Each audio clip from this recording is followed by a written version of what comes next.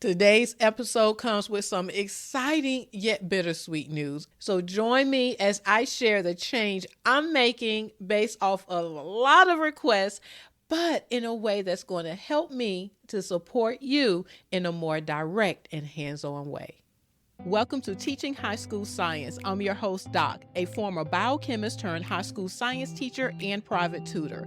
Whether you're homeschooling your teen through high school science or teaching online, join me as I share tips and strategies I've learned over the years for at-home and online labs and activities, breaking down complex concepts and structuring learning in a way that makes sense.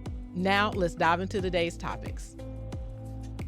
Thank you so much for being a part of this podcast journey. It has been such a gift to connect with parents, homeschoolers, and fellow educators to share the tools and strategies that make science just a bit more doable. But over the past year, I've been asked more and more to create video lessons on specific topics, and those videos have taken off. They're now being used by students for review, by parents for support, and even by teachers in their classrooms. So I'm leaning into that. I'm shifting my time toward creating more focused visual science content.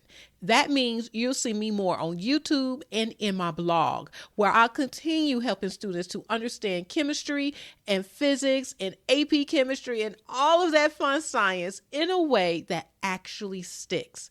And to better organize this support, I'm launching a Patreon membership, which is a central place where students can access organized video lessons, practice worksheets with answer keys for both chemistry and AP chemistry for now, with physics coming later. Consider this your growing science vault. So while this is goodbye for the podcast, it's definitely not goodbye overall. I'm still here supporting you and your team, just in a more hands-on way where I can teach and support more directly.